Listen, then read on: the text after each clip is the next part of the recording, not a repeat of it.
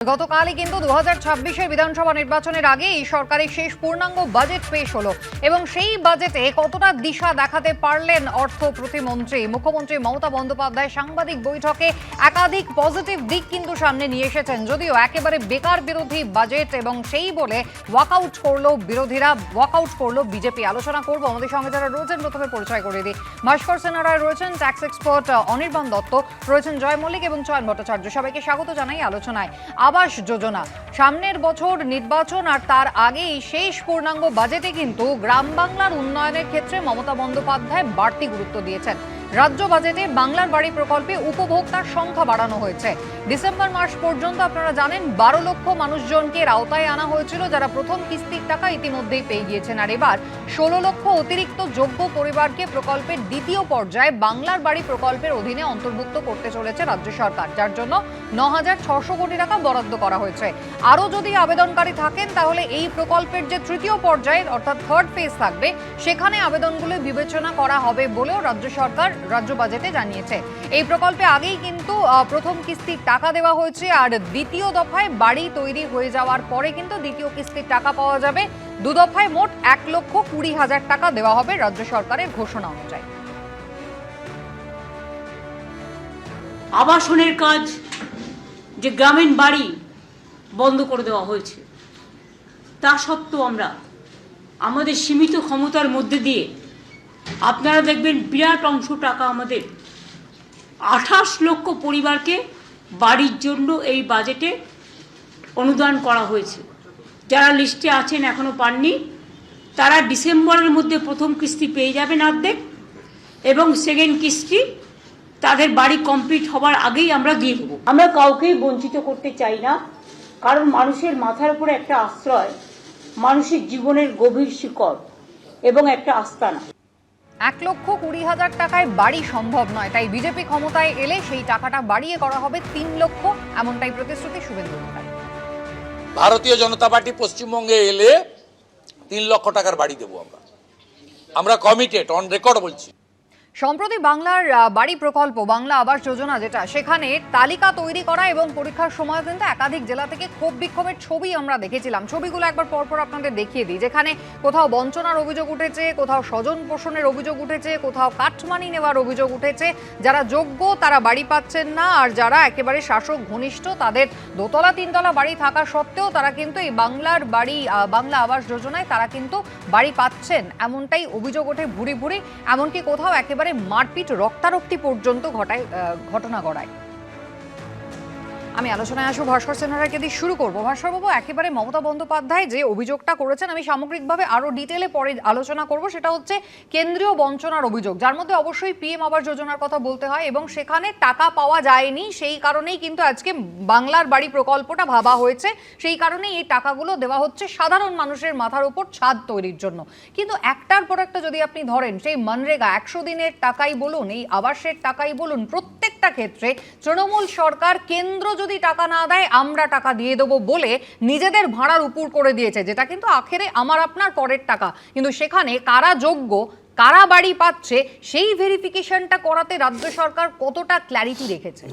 দেখুন, কেন্দ্রীয় দল এসেছিল, এই যে আবাস যোজনা সহ বিভিন্ন জায়গায় যে অনিয়মের অভিযোগ উঠেছিল সেখানে এসেছিল, তাদের রিপোর্টটা আমরা দেখেছি এবং তাদের রিপোর্টে কিছু তারা খুঁজে পেয়েছে যে যাদের পাওয়ার কথা নয় পেয়েছেন, কিন্তু যাদের পাওয়ার কথা তাদের টাকা যে বন্ধ করা আছে, কেন্দ্রীয় সরকার যে আবাস যোজনার টাকা এবং 100 দিনের কাজের টাকা যে বন্ধ করে রেখেছেন, এটা তো সকলে জানে এবং তার যুক্তিগ্রাহ্য কোনো কারণ দিতে পারছে না। বহুবার তাদের মন্ত্রককে জানানো হয়েছে, কিন্তু উপভোক্তা যার পাওয়ার যোগ্যতা আছে তিনি কেন্দ্রীয় সরকারের এই বঞ্চনার জন্য যে পাবেন না, সেই জায়গাতে মমতা বন্দ্যোপাধ্যায় তার রাজ্য বাজেট থেকে অ্যালোকেট করেছেন। সুতরাং একজন মানুষের যে মাথার উপরে ছাদের যে অধিকার, সেই অধিকারটা পাওয়ার ক্ষেত্রে সেটা আমার আপনার ট্যাক্সের টাকায় কেন? ট্যাক্সের টাকা, দেখুন, সরকারের টাকা দিয়েই তো অনুদান বা সরকারের টাকা দিয়েই তো এগুলো পাওয়া যায়, এবং এই টাকাটা পাওয়ার তাদের যোগ্যতা তা তো আছেই। কেন্দ্রীয় সরকার যদি অনুদান বন্ধ করে দেয় তাহলে রাজ্য সরকার সেটা দিতে পারবে না, এরকম কোনো তো বিষয় নয়। কিন্তু এটা বলতে হবে যে কেন্দ্রীয় সরকারের অনুদান বন্ধ করে দেওয়ার জন্য যে বোনাফাইড একজন মানুষ যিনি পাওয়ার যোগ্য, তিনি যে পাচ্ছেন না তার জন্য দায়ী কে? এখানে তো নির্দিষ্ট কোনো জায়গায় এখানেও বলা নেই, কতটা সব ক্ল্যারিটি আছে রাজ্যের সেই ক্ষেত্রেই প্রশ্ন কিন্তু রয়েছে, কতটা সব যোগ্য রাজ্যের মানুষজন ক্ষেত্রেই পাচ্ছেন। আছে। আমি এখানে একবার জয়ের কাছে যাব। জয়, 11 লক্ষ ক্যান্ডিডেটের নাম যোগ্য হিসেবে কেন্দ্র শর্টলিস্ট করেছিল, কিন্তু তারপরও টাকাটা এলো না কেন?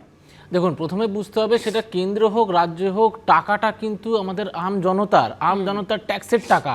এই ট্যাক্সের টাকাটাই যখন কোনোভাবে আমরা যখন দেখছি, আজকে যে ছবিটা দেখাচ্ছেন যে প্রতিনিয়ত কমপ্লেন আসছে, মারপিট হচ্ছে, রক্তারক্তি হচ্ছে, কি না যার টাকা পাওয়ার কথা ছিল তার অ্যাকাউন্টে যায়নি, তৃণমূল নেতার পকেটে চলে গেছে, বা যে অযোগ্য তার তালিকায় চলে গেছে, তার মানে এরকম ভুয়ো তালিকাও প্রমাণ বেরিয়ে এসছে। তার মানে কাল দিন আজকে আমরা টাকা আটকে দিচ্ছি, কেন্দ্র সরকার বলছে আমরা টাকা দেবো না, কেন না ওখানে করাপশন হয়েছে বলে। কাল দিন এই টাকাই যখন রিলিজ হবে, আপনারাই সাধারণ মানুষ জিজ্ঞেস করবেন, আরে এটা তো আমাদের করের টাকা, আপনারা কিভাবে এভাবে 9-6 করতে দিচ্ছেন? এক সেকেন্ড ভাস্কর বাবু, এবারে দ্বিতীয় হলো কি, মুখ্যমন্ত্রী বুঝলেন যে এইভাবে যদি আমরা টাকা নিতে থাকি এবং টাকা আটকে যায় তাহলে তৃণমূল নেতাদের পকেট ভরবে না। তাহলে কি স্কিম করা যেতে পারে? আমরা একটা কাজ করি, রাজ্য সরকারের যে আছে কোষাগার, সেই কোষাগারের টাকাটাই আপনি পরিসংখ্যান উত্তরপ্রদেশে পরিসংখ্যানও বলুন। একদম শুধু জয়, বাংলা আপনার পরিসংখ্যান আপনার অভিযোগ হচ্ছে ঘুরিয়ে তৃণমূল কংগ্রেসের জনপ্রতিনিধিদেরই সরকার সুবিধা করে দিতে চাইছে। কিন্তু এখানে আমি একটা জিনিস মনে করিয়ে দিই, রাজ্য সরকার যখন টাকা দেওয়ার এই পরিকল্পনাটা করেছে, তার পাশাপাশি এটা ব্যাকআপ ব্যবস্থাও কিন্তু তারা করেছে। যোগ্যদেরকে কিন্তু একেবারে পয়েন্ট আউট করা হচ্ছে, এবং কোনো কারণে যদি অযোগ্য কারোর অ্যাকাউন্টে টাকা চলে গিয়ে থাকে, তাহলে সেটা আবার কোন নির্দিষ্ট অ্যাকাউন্টে ফেরাতে হবে সেটা দেখার জন্য কিন্তু একেবারে জেলা শাসক সহ বাকি যে দায়িত্বপ্রাপ্তরা রয়েছেন তাদের দেওয়া হয়েছে। আমরা কোথাও একটা ভুলে যাচ্ছি যে এই তালিকা কারা তৈরি করছে, এই তালিকা তৈরি করছেই হচ্ছে রাজ্য সরকারের আধিকারিকরা। আমরা তো সেই জায়গাটাই বলছি, যে টাকাটা কেন্দ্র আটকালো সেই টাকাটা রাজ্যের কোষাগার থেকে। আজকে রাজ্য সরকারের বা মুখ্যমন্ত্রীর একটাই টার্গেট, কিভাবে এই রাজ্যের কোষাগার থেকে তৃণমূলের পকেটে টাকাটা ঢোকানো যায়। তা না হলে একটা ইন্ডিপেন্ডেন্ট এজেন্সি দিত, সেই ইন্ডিপেন্ডেন্ট এজেন্সি টাকা পাওয়ার অধিকার আছে কিনা সেটা বলুন। আমি একবার অনির্বাণ দত্তর কাছে যাই। অনির্বাণ দা, এখানে খুব স্বাভাবিকভাবেই একটা প্রশ্ন উঠবে যে আর্থিকভাবে আমাদের রাজ্য এই ব্যয়গুলো বহন করার জন্য কতটা প্রস্তুত, আমাদের ভাড়া কতটা তৈরি? দেখো, আমি প্রথমে একটা কথা বলি যে এই ওয়েলফেয়ার স্টেটে জনকল্যাণমূলক রাষ্ট্র তো আমাদের ভারতবর্ষ, এবং এখানে রুটি কাপড়া মাকানের স্বপ্ন সবাই দেখেন, এবং এখানে কিছু মানুষ নিজের যোগ্যতাতে, নিজের আর্থিক যোগ্যতাতে তিনি নিজের রুটি কাপড়া মাকানের সংস্থান করেন। যেখানে পারেন না সেখানে সরকার তার দায়বদ্ধতা আছে, এবং কাউকে যদি আপনি বাড়ি দেন, এটা করের টাকা বলে আমরা চেঁচাই, কিন্তু যে গরিব মানুষ যার জন্য বাড়িটা দেওয়া হচ্ছে তিনিও টাকা দেন, ট্যাক্স দেন। ট্যাক্সের একটা আমরা জানি ডাইরেক্ট ট্যাক্স আছে, যেটা আমরা সাধারণত বলি ইনকাম ট্যাক্স, কিন্তু এখনকার যা ট্যাক্সের স্ট্রাকচার, প্রত্যেকটা মানুষ জিনিসপত্র যা কিনছেন সকাল থেকে রাত্রি অবধি তার মধ্যে আপনি ট্যাক্স দিচ্ছেন। সরকারের টাকা সরকার চিন্তা ভাবনা করেছে যে যারা আর্থিকভাবে পিছিয়ে পড়েছেন তাদেরকে টাকা দেবেন, কিন্তু এর সঙ্গে সঙ্গে আরও একটা জিনিস বেসিক জায়গায় যেটা আসতে হবে সেটা হচ্ছে কাদের পাওয়ার কথা, কারা পাচ্ছেন। এই জায়গাতে মনিটরিংটা, এটা রাজ্য সরকার, কেন্দ্রীয় সরকার, আমাদের ফেডারেল স্ট্রাকচারে রাজ্য সরকারের কিছু আধিকারিক আছেন, কেন্দ্রীয় সরকারের আধিকারিক আছেন। এটা তো আমরা কতদিন ধরে দেখে যাচ্ছি, এ বলছে চুরি করছে, এ বলছে আমি চুরি করিনি। তাহলে আমাদের এই রাজ্য সরকারের একটা সরকার চলছে, কেন্দ্রীয় সরকারের একটা সরকার চলছে, কিন্তু ভারতের কনস্টিটিউশনে আইএএসরা আছেন, এখানকার ডাব্লিউবিসিএসরা আছেন, তাহলে তাদের মধ্যে কোঅর্ডিনেশন থাকবে না? আমরা সাধারণ জনগণ, জনতা তুমি কার, রাজ্যের না কেন্দ্রের? কিন্তু আমরা তো জানতে চাই কে চুরি করেছে, কে চুরি করেনি, চুরিটা হলে কতটা, আর সত্যি সত্যি যদি পুরোটাই চুরি না হয়ে গিয়ে থাকে তাহলে অ্যাকচুয়াল যারা বেনিফিশিয়ারি আছে তাদের টাকাটা দেওয়া উচিত। এরপরে আসছি রাজ্যের আর্থিক স্বাস্থ্যের কথায়। রাজ্য যদি চায় যে রাজ্যের যারা জনগণ আছেন, পিছিয়ে পড়া শ্রেণী আছেন, তাদেরকে টাকা দিতে চান, বাড়ি করে দিতে চান, করতেই পারেন, সেটা নিয়ে কোনো সমস্যা নেই, কিন্তু দেখতে হবে আর্থিক স্বাস্থ্য রাজ্যের সেটাকে পারমিট করছে কিনা, প্রায়োরিটিটা কোথায়। আজকে পরিকাঠামো খাতে আমি খরচা করব, যেখান থেকে আমি দেখব লং টার্ম কিছু আমার রাজ্যের ক্ষেত্রে আয়ের একটা পরিকল্পনা আসতে পারে, সেখানে করব না আমি গ্রামীণ অর্থনীতিতে এক্সট্রা টাকা জোগাড় দেওয়ার জন্য আমি গ্রামীণ বাড়ি বানাবো। বাড়ি বানালে কি হবে, যারা বাড়ি বানাবেন বা বাড়ি আবাসনের সঙ্গে যুক্ত আছেন সেই জায়গাতে টাকা বরাদ্দ হবে। আমি অনির্বাণদা একটু বিরোধ করি, আমি এই জায়গায় একবার দেখিয়ে দিই, এই অর্থনীতির প্রসঙ্গ যখন আসে অবশ্যই সেখানে কিন্তু অনুদানের প্রসঙ্গ আসে, এবং বাজেট প্রস্তাবে বলা হয়েছে সেই লক্ষ্মীর ভান্ডার, অনেকেই অপেক্ষায় ছিলেন। লক্ষ্মীর ভান্ডার প্রকল্প মহিলাদের মাসিক আয় প্রদানের একটি সৃজনশীল কর্মোদ্যোগ। এই প্রকল্পের সুবিধা প্রাপকের সংখ্যা 2023-24 যেটা ছিল 1.98 কোটি থেকে থেকে বেড়ে হয়েছে 2024-25 অর্থবর্ষে 2.21 কোটি। 2024-25 অর্থবর্ষে এই সরকার 19,385.39 কোটি টাকা খরচ করেছে। 2021-এর ভোটে তৃণমূলকে ডিভিডেন্ড দেওয়া এই লক্ষ্মীর ভান্ডার নিয়ে রাজ্যের দাবির পরে কিন্তু বিজেপি কাজিয়া শুরু করে।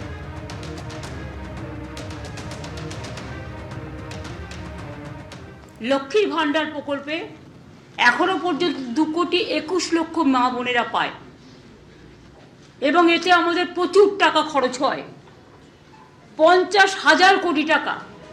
লক্ষ্মী ভান্ডার যে ওদের মহিলাদের সামাজিক প্রকল্প, তার বরাদ্দ বৃদ্ধির কথা নেই। যেখানে উড়িষ্যা সরকার বিজেপি বছরে এককালীন 50,000 টাকা দিচ্ছে, যেখানে মহারাষ্ট্র সরকার এককালীন মাসে 2,000 টাকা দিচ্ছে, হরিয়ানা সরকার মাসে 2,100 টাকা দিচ্ছে, দিল্লির বিজেপি সরকার মাসে 2,500 টাকা দেবে, সেখানে এই লক্ষ্মীর ভান্ডারে কোনো বরাদ্দ বৃদ্ধি করা হয়নি। আমি চয়নদার কাছে এই জায়গায় আসবো, আমি অন্য স্টেটের গুলো দেখাবো অবশ্যই লক্ষ্মীর ভান্ডারের পরিমাণ, কিন্তু চয়নদা এই জায়গায় যেটা বলার সেটা হচ্ছে একেবারে সর্বোচ্চ আদালতও কিন্তু বলছে যে এভাবে যদি মানুষের হাতে টাকা তুলে দেওয়া হয়, মানে ডোল পলিটিক্স আর সমাজ কল্যাণমূলক প্রকল্প এই দুটোকে যদি মিলিয়ে দেওয়া হয়, সাধারণ মানুষের ক্ষেত্রে কিন্তু কর্মক্ষমতা হ্রাস পায়, কাজের ইচ্ছেটাই চলে যায়। এটা এই নিয়ে সর্বোচ্চ আদালতের অবজারভেশন অবশ্যই জরুরি, হ্যাঁ অবশ্যই পরিধানযোগ্য। আমরা যেটা বারবার বলেছি যে টাকা বরাদ্দ করা হচ্ছে এবং যে ব্যাখ্যাটা দেওয়া হচ্ছে রাজ্য সরকারের পক্ষ থেকে, সে ব্যাখ্যার সঙ্গে কিন্তু বাস্তবটা পুরোটা মেলে না। দ্বিতীয় যে জায়গাটা সেটা হচ্ছে কি, যে অঙ্কের টাকা দেওয়া হচ্ছে সেই অঙ্কের টাকায় সংসার চালানো যায় না জীবনযাত্রা নির্বাহ করা যায়, কোনো কাজই পূর্ণ হয় না। একটা বাড়তি রোজগার যারা মা বোনেরা যারা গৃহ পরিচারিকার কাজ করেন বা গৃহ সহায়িকার কাজ করেন, তাদের একটা বাড়তি রোজগারের জায়গা তৈরি হয় এই অবধি। এটা অনেক অর্থনীতিবিদ বলেন যে যখন মানে মুদ্রাস্ফীতি হয় বা জিনিসপত্রের দাম বাড়ে, তখন জনগণের হাতে যদি টাকা দিয়ে দেওয়া যায় তারা তাদের পারচেজিং ক্যাপাসিটি বাড়ে, কিন্তু এক্ষেত্রে সেটা পুরোটা কার্যকর হচ্ছে বলে তো বাস্তব বলছে না। এক, দুই যেটা সেটা হচ্ছে যে টাকাটা খরচ করা হচ্ছে, যে টাকাটা এটা খরচ করা হচ্ছে, কর্মসংস্থানের সুযোগ বৃদ্ধি করা হয়নি কেন, এই প্রশ্ন তো তোলাই যায়। এক, দুই যেটা সেটা এক্ষেত্রে বেকার 10 লক্ষ চাকরির কথা বলা হয়েছিল, 10 লক্ষ চাকরি যদি প্লাস হয়ে যেত, যদি 10 লক্ষ চাকরির জন্য বরাদ্দ করা হতো, কর্মসংস্থানের যদি সুযোগ তৈরি করে দেওয়া হতো, তাহলে এতটা সমস্যা হতো না। আর যে প্রসঙ্গটা আপনি এতক্ষণ ধরে সবাইকে জিজ্ঞেস করছিলেন যে ওই গৃহ নির্মাণ উদ্যোগে 12 লক্ষর হাতে টাকা গেছে, প্রথম কিস্তির টাকা গেছে, তারপরে আজকে আরো 13 লক্ষকে প্লাস করে দেওয়া হলো, 16 লক্ষকে প্লাস করে দেওয়া হলো। দ্বিতীয় কিস্তির টাকা কবে কিভাবে আসবে, বাড়ি তৈরি হলে দ্বিতীয় কিস্তির টাকা পাওয়া যাবে, কিন্তু ওই টাকায় বাড়ি তৈরি হবে তো একদম। আমি এই জায়গায় আপনাদের একবারে লক্ষ্মীর ভান্ডার প্রসঙ্গে যে একেবারে টুকলি করা হচ্ছে, অন্য রাজ্য এ রাজ্যের এই প্রকল্পকে টুকলি করছে মমতা বন্দ্যোপাধ্যায় এমন অভিযোগ করেছেন। কোন রাজ্যে কি?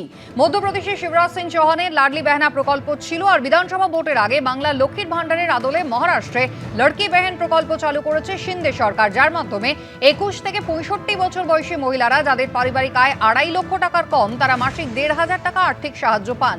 ঝাড়খণ্ডে চালু হয়েছে মুখ্যমন্ত্রী মাইয়া সম্মান যোজনা। গৃহলক্ষ্মী প্রকল্পের আওতায় নিম্নবিত্ত মহিলাদের 2,000 টাকা দেয় কর্ণাটকের কংগ্রেস সরকার। অরুণোদয় প্রকল্প, মহিলাদের মাসে 1,000 টাকা দেয় অসমের বিজেপি সরকার। মাতাহারি বন্দনা যোজনার অধীনে মহিলাদের 1,000 টাকা দেয় ছত্তিশগড়ের বিজেপি সরকার। দিল্লি বিধানসভা ভোটের ঠিক আগে মুখ্যমন্ত্রী মহিলা সম্মান যোজনা চালু করেন অরবিন্দ কেজরিওয়াল। তার প্রতিশ্রুতি ছিল আপ যদি ক্ষমতায় আসে টাকা বেড়ে হবে 2,100, আর বিজেপির প্রতিশ্রুতি ছিল মাসে 2,500 টাকা করে দেওয়ার।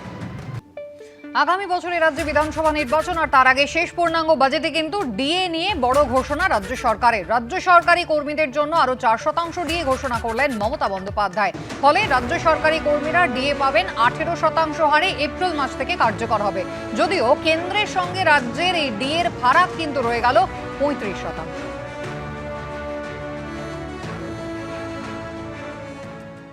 এটা 2025-এর সবে ফেব্রুয়ারি মাস, আমরা এর মধ্যে 14% ডিএ দিয়ে দিয়েছি এবং আজকে আরও 4% দিয়ে দেওয়া হলো। আমরা 125% পর্যন্ত ডিএ দিয়েছিলাম বামফ্রন্ট সরকার চলে যাওয়ার পর, আমরা মার্চ করে দিয়েছি এখন নতুন, এটা 5th পে কমিশন অনুযায়ী, বেসিক পেটা 6th পে কমিশনের রেকমেন্ডেশন অনুযায়ী, অর্থাৎ সেন্ট্রালে যেটা পায় এটা কিন্তু আরও বেশি পায়। তার কারণ হচ্ছে পে কমিশন প্লাস ডিএ দুটো পায়। ফরাক 35% হয়েছে, তার মানে বুঝতে পারছেন কতটা বঞ্চিত আমরা। সমস্ত রাজ্য, যে পশ্চিমবাংলা থেকে যেই রাজ্যগুলো পিছিয়ে আছে তারা কিন্তু আপ টু ডেট দিতে পারছে, এই রাজ্য দিতে পারছে না, তার মানে সদিচ্ছার অভাব রয়েছে। আমরা প্রশ্ন জিজ্ঞেস করতে চাই যে আমাদের ডিএর টাকাগুলো কোথায় গেল, কেন এত দান খয়রাতি হচ্ছে, কেন খেলামেলা হবে, কেন ছেলেমেয়েরা ন্যায্য চাকরি পাবে না, কেন রাজ্য সরকারি কর্মচারীদের তাদের ন্যায্য অধিকার থেকে বঞ্চিত হতে হবে। অনির্বাণ, আমার নির্দিষ্ট করে দুটো জিনিস জানার আছে। এক হচ্ছে, এখনো পর্যন্ত আমরা 6th পে কমিশন, অতি সম্প্রতি 1 তারিখ 1 ফেব্রুয়ারি যখন কেন্দ্র বাজেট ঘোষণা করলো, তার আগেই আমরা দেখলাম ঠিক দিল্লি ভোটের আগে 8th পে কমিশনের ঘোষণা হলো। এবং দ্বিতীয় হচ্ছে, আমরা আসাম যদি পারে একেবারে কেন্দ্রের হারে ডিএ দিতে, পড়শি রাজ্য আমরা কেন পারি না? না, এটা আপনি ঠিক বলেছেন। 8 পে কমিশনটা অ্যানাউন্সমেন্ট হয়েছে, যেটা আর কয়েকদিন পর থেকে লাগু হবে, তো ওখানেও একটা ডিফারেন্স হবে। আর প্রত্যেকটা রাজ্যের রাজ্য সরকারি কর্মচারীদের বেতন, কেন্দ্রীয় সরকারি কর্মচারীদের বেতনের মধ্যে একটা ডিফারেন্স থাকে। কিন্তু ডিএর ক্ষেত্রে আমি বলবো, ডিএটাকে তো আপনার বাজার দর যেহেতু লাগাম ছাড়া, সেটাকে কম্পেনসেট করবার জন্য ডিএ দেওয়া হয়। এবং এখানে রাজ্য সরকারি কর্মচারীদের যে ডিএ পাওয়ার যে একটা আন্দোলন আপনারা দেখছেন, সেখানে আন্দোলনের মধ্যে আমি বলবো কিছুটা জিনিস আছে যেটা ওনারা চাইছেন যে কেন্দ্রীয় সরকারে পাওয়ার কথা, কেন্দ্রীয় সরকারের যে রেট আছে সেই রেটে পাওয়ার কথা। সেই জায়গাতে আমি বলবো একটা দ্বন্দ্ব থাকবে, কারণ কেন্দ্রীয় সরকারি কর্মচারী পাচ্ছেন বলে আমাকে পেতে হবে, এটা কোথাও কনস্টিটিউশনে লেখা নেই। দুটো আলাদা আলাদা, মানে একদম জব রোল আলাদা, তার পে স্ট্রাকচার আলাদা, দুটোর চাকরি পাওয়ার যোগ্যতা আলাদা লাগে। কিন্তু আমি বলবো এখানে প্রত্যেকটা মানুষের চাওয়া পাওয়া বাড়ছে। দেখুন, আপনি যদি একদম নিম্নবিত্ত প্রান্তিক মানুষদেরকে সবসময় আপনি বেনিফিট দিতে থাকেন, আপনি সেটা লক্ষ্মীর ভাণ্ডার হতে পারে, আরও প্রকল্প, অনেক সমাজ কল্যাণমূলক প্রকল্প আছে, কিন্তু এই রাজ্য সরকারি কর্মচারী দেখুন 10 লাখের আশেপাশে আছে যারা রাজ্য সরকারে চাকরি করছেন বা পেনশন পাবেন, সব কিছু মিলিয়ে এদেরও কিন্তু একটা এক্সপেকটেশন বাড়ছে। এরাও কিন্তু বাজার দরের সঙ্গে যুদ্ধ করছেন। এদের মধ্যে প্রবীণ নাগরিক আছেন যারা পেনশন পাচ্ছেন, যাদের মেডিকেল এক্সপেন্ডিচার বেড়ে যাচ্ছে, তাদের জন্য এই 4%, 5%, 6% যেটাই হয়, এটা দেওয়াটা আমি বলবো এটা ওয়েলকাম স্টেপ। কিন্তু আমি বলছি ডিফারেন্স যেটা আছে, এই ডিফারেন্সটা থাকবে, এবং এটা তো আদালতের কাছে আছে, এখন মহামান্য সুপ্রিম কোর্টের কাছে আছে, এবং এটা নিয়ে আন্দোলন চলছে। সেখানে আমরা আদালতের রায়ের দিকে তাকিয়ে থাকবো, আদালতের রায় কি বলবে। কিন্তু আমি বলবো ডিএ নিয়ে একেবারে যখন আদালতের প্রসঙ্গ তুললেন অনির্বাণ দা, একদমই সেই ডিএ লড়াই করতে রাজ্য সরকার যে পরিমাণ টাকা খরচ করছে সেখানে, এবং সেখানে বারবারই যে প্রশ্নটা কলকাতা হাইকোর্টে উঠেছিল যে রাজ্য সরকার বলতে চায় যে ডিএ কিন্তু রাজ্য সরকারি কর্মচারীদের অধিকার নয়, বিভিন্ন রকমের মন্তব্য আমরা দেখেছি। কিন্তু তার পাশাপাশি কলকাতা হাইকোর্ট স্পষ্ট জানিয়ে দিয়েছে ভাস্কর দা যে ডিএ কিন্তু দয়ার দান নয়। তাহলে সেক্ষেত্রে রাজ্য সরকার লড়াই না করে, আইনি লড়াইতে খরচ না করে, এটাতে আরেকটু মনোনিবেশ কেন করছে না? ডিএ যে দেওয়াটা, ডিএ তো সরকার দিচ্ছে, কিন্তু নির্দিষ্ট হারে ডিএ পাওয়াটা তাদের অধিকার নয়।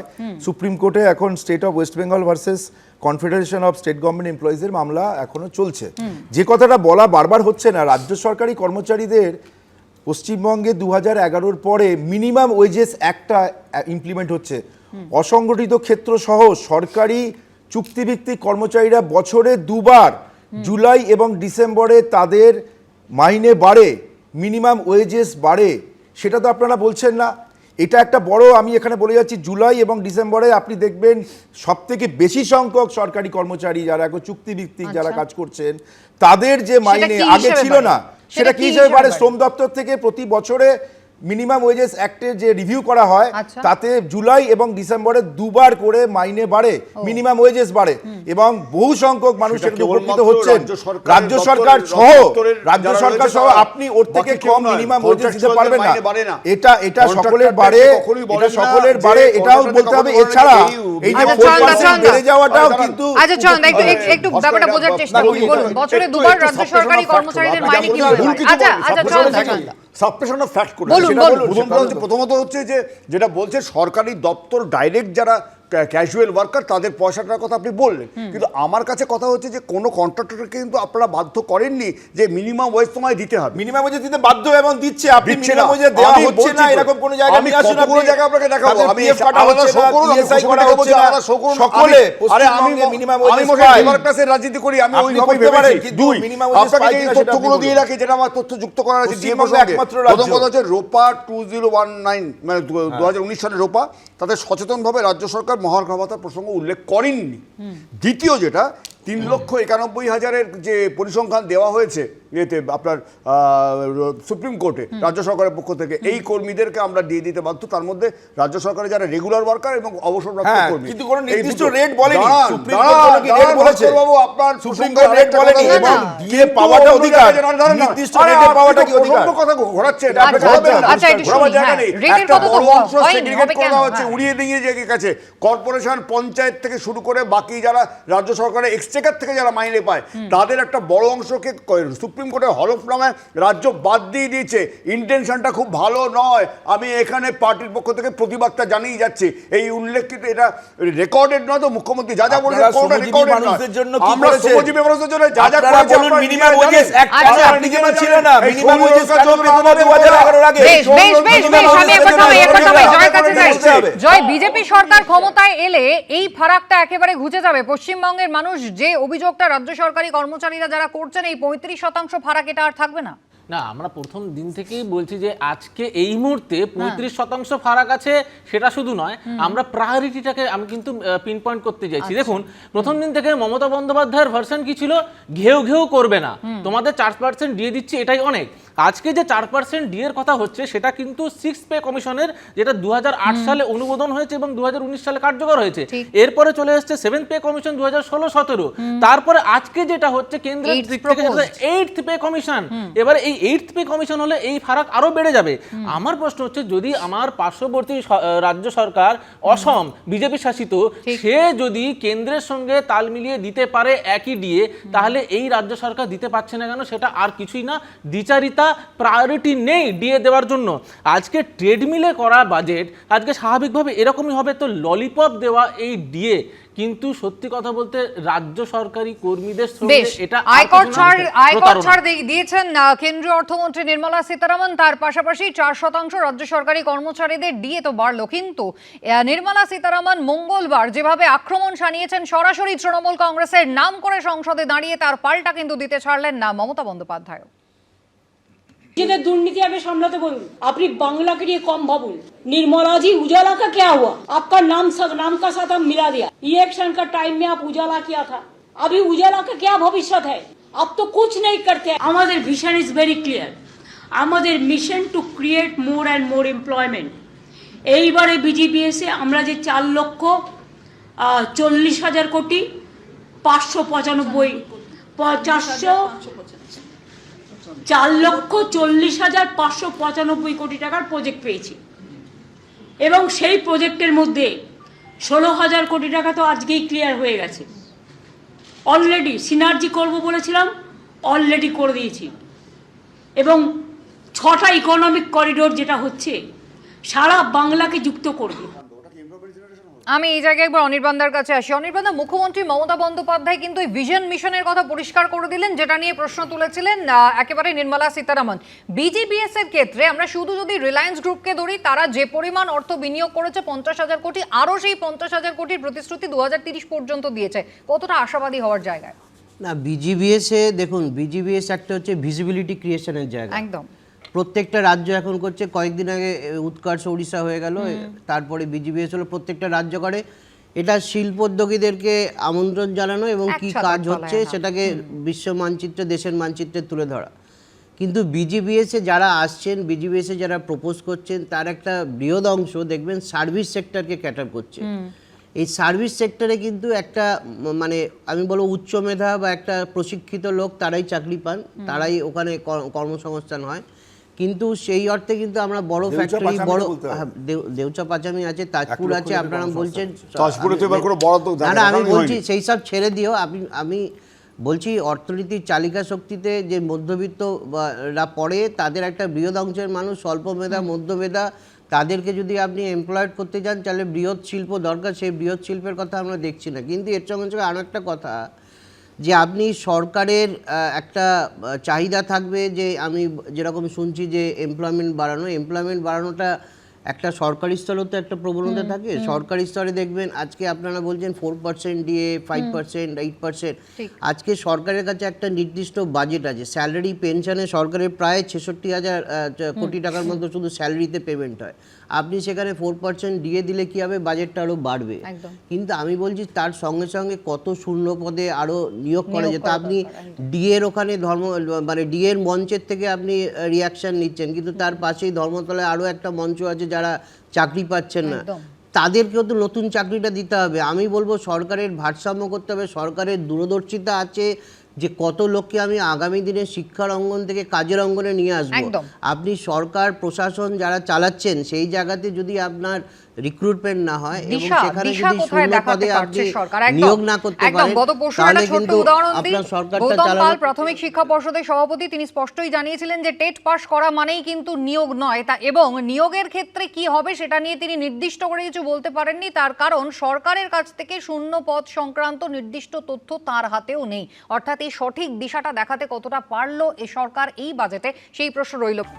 2016 এসএসসি 26,000 চাকরি বাতিল মামলায় শুনানি শেষ হয়েছে, আপনারা জানেন। রায়দান কিন্তু স্থগিত রেখেছে সর্বোচ্চ আদালত। আর সেই অবস্থায় কিন্তু গতকাল এসএসসি কিছু নথিপত্র জমা দিতে চেয়েছে। তখন প্রধান বিচারপতি সঞ্জীব খান্না জানান 2-3 ধরে যখন সওয়াল জবাব চলছিল তারপরও এসএসসি আরও নথি জমা দিতে চায়।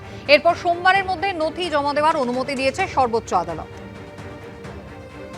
চন্দ্র, উদ্দেশ্যটা কি? প্রসেসটা আরো দীর্ঘায়িত করা? অবশ্যই, এছাড়া কোনো আমি মামলা লড়ছি, প্রথম কথা মামলা লড়লাম আমি কেন, দুটো তিনটে বিষয় আছে। রাজ্য সরকার এখানে সুপার নিউমারিক পোস্ট, রাজ্য সরকারের যে মানে রাজ্য পশ্চিমবঙ্গের বিধানসভায় মন্ত্রিসভায় জেলের ভেতরে চলে যায় যদি এটা অপরাধ প্রমাণিত হয়ে যায়। দ্বিতীয় যে জায়গাটা সেটা আপনাকে মাথায় রাখতে হবে যে এই 26,000 সেগ্রিগেশনটা করা হয়নি, যোগ্য অযোগ্য সেগ্রিগেট করা হয়নি।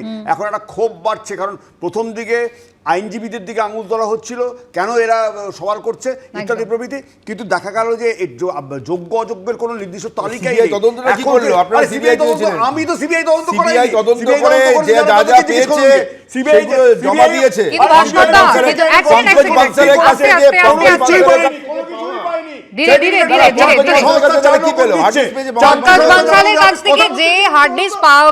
সর্বোচ্চ আদালত স্পষ্টই বলছে সেটা নিয়েও কিন্তু তারা যথেষ্ট সন্দিহান, যেহেতু অরিজিনাল ওএমআর শিটটা নেই, তার মিরর ইমেজও নেই। এবং ভাস্করদা, এখানে তো প্রশ্ন উঠবে, অরিজিনাল ওএমআর শিটটা সংরক্ষণ করার যে সময়সীমাটা ছিল 3 বছর, হঠাৎ করে 2016 সালে কি এমন হলো যে সেটা সংরক্ষণ করা হলো? সেটা কিন্তু বলেননি, আলাদা করা অসম্ভব বলছেন। করলেন না কেন? করলেন না কেন? এতদিন সওয়াল জবাব চলছে। আপনারা বলছিলেন, দেখুন আপনার দলের বিকাশ রঞ্জন ভট্টাচার্য বলছে যে আমাদের পুরোটা বাতিল করে দাও। আপনারা চাইছেন যারা চাকরি পেয়েছে তাদের চাকরিতে চলে যাক। বিকাশ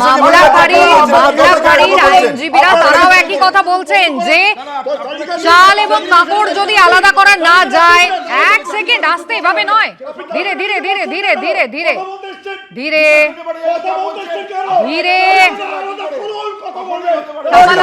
থামালাম, সবাই দুজনকে থামালাম। আমি জয়ের কাছে যাই। জয়, অবশ্যই এখানে তো প্রশ্ন উঠবে যে সিবিআই তাহলে কি করলো? বারবারই অভিযোগের তীর সিবিআইয়ের দিকে উঠবে, কারণ এতগুলো দিন তারা সময় পেল, কিন্তু সত্যি যথাযথভাবে তদন্ত কি হয়েছে? অভিযোগের আঙুল উঠছে কিন্তু না। আমরা কোথা থেকে, আমরা তো সূত্রটা ভুলে যাচ্ছি, স্টার্টিং পয়েন্টটা ভুলে যাচ্ছি। সেটা হচ্ছে ওএমআর প্রিজার্ভেশন করার যে বিষয় ছিল, এই ওএমআরটাই যদি প্রিজার্ভ করা হতো, 3 বছরের যে নিয়ম ছিল সেই প্রিজার্ভেশনটাই তো করেনি। আর আপনার মনে হয় যে এসএসসি কোন তাদের মানে এতটা আছে যে রাজ্য সরকারের নির্দেশ ছাড়া তারা কোনো কাজ করবে? আমরা এই জায়গাটাতেই বারবার বলছি যে এত কিছুর মূলে হচ্ছে যেই এতটা যে স্ক্যাম, এই স্ক্যামটা এসএসসি যদি না করতো আজকে এই দিন দেখতে হতো না। আজকে তারা সেগ্রিগেশনের কথা বলছে, কিসের বেসিসে করবে যেখানে ওএমআর সিটি নেই, প্রিজার্ভ করেনি? তাহলে এই যে সেগ্রিগেশনের কথা বলছে, সেই সেগ্রিগেশনের কি বেসিসে সেটা কিন্তু আগে জানতে হবে। এই 26,000-এর কি ভবিষ্যৎ হবে? অনির্বাণদা, সকলেই যারা পথে বসে রয়েছেন, যারা চাকরি করছেন 5-6 বছর ধরে, তারা বলছেন এরপরে কি হবে? এরকম একটা জটিলতার মধ্যে যখন গোটা প্রসেস রয়েছে, আদালত যখন রায়দান স্থগিত রেখেছে, ঠিক এরকম একটা সময় এসএসসির মনে হলো যে তারা আরো কাগজপত্র দেবে। এতদিন তাদের কাছে বারবার জানতে যাওয়া হলো যে দুধ আর জল আলাদা করো, চাল আর কাপড় আলাদা করো, এতদিন করলো না, এখন মনে হলো। দেখুন, এটা দীর্ঘায়িত হচ্ছে এবং এই দীর্ঘায়িত হতে হতে কি হচ্ছে, একটা প্রজন্ম কিন্তু শেষ হয়ে যাচ্ছে। একদম আপনি দেখবেন যে প্রত্যেকটা যারা আজকে দর্শক দেখছেন, এই প্রত্যেকের বাড়িতে হয়তো বেকার যুবক যুবতী আছে, যার বাবা মা দেখছেন, তারা চাইবেন কি আমার লক্ষ্মীর ভান্ডারে 500 টাকা বাড়লো কিনা, একদম। বা আমি বা অন্য কোনো একটা পার্মানেন্ট চাকরি আমার আমি বাড়ির পেলাম। ছেলেটা যাতে বয়স চাকরি চলে পায়। যাবে আমি এরপর। না, একটা কথা হচ্ছে সেক্ষেত্রে Income tax নিয়ে দেখুন আমাদের দেশে আইন আদালত থাকবে এবং আইন আদালতের ঊর্ধ্বে তো কিছু নয়, সুতরাং আদালতের উপরে যখন এখন নির্ভরশীল সবই, তাহলে আমরা আদালতের উপরে ওয়েট করে থাকতে হবে। কিন্তু আমি বলছি এটাতে একটা মানে আরও ফাস্ট ডিসিশনিং যদি হয়, সেক্ষেত্রে যদি প্রত্যেকটা লোক যারা এটার সঙ্গে যুক্ত আছেন তাদের ক্ষেত্রেও একটা মানে আইনি প্রক্রিয়া মানে আমি বলবো সরলীকরণ করতে হবে, যাতে এটা মানে জটিল থেকে বেশ, জটিলতর সুপ্রিম না কোর্টের কি হয়। নির্দেশ হয় সেদিকে কিন্তু নজর আমি থাকবে, একটা কথা কিন্তু বলবো হ্যাঁ। যে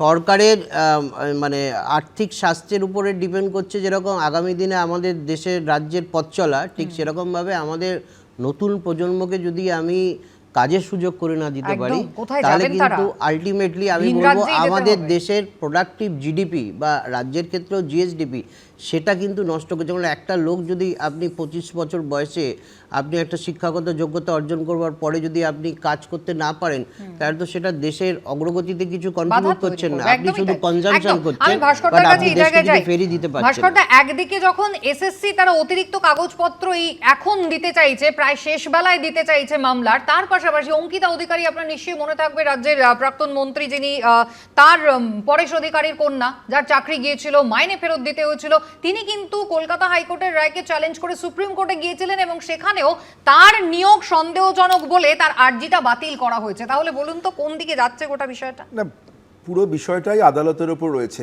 এত যে আপনি কখনোই কি বলেছে আদালত যে এটা আলাদা করা যাচ্ছে না, মানে কোনো অর্ডার দিয়েছে কি? না।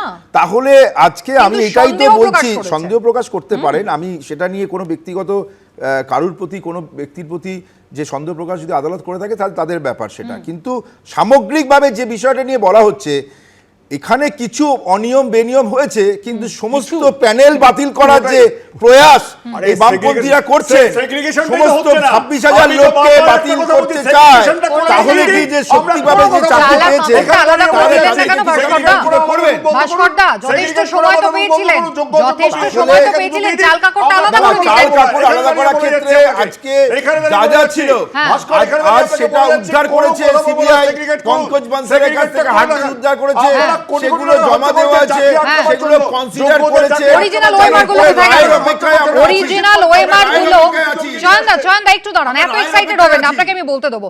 কিন্তু আসল ওয়েমার শিট গুলোকে নষ্ট কারা করলো, না, কি আসল- উদ্দেশ্যে না, করলো? মিরার ইমেজ জানার আছে, চেষ্টা শুনুন, করেছিলেন?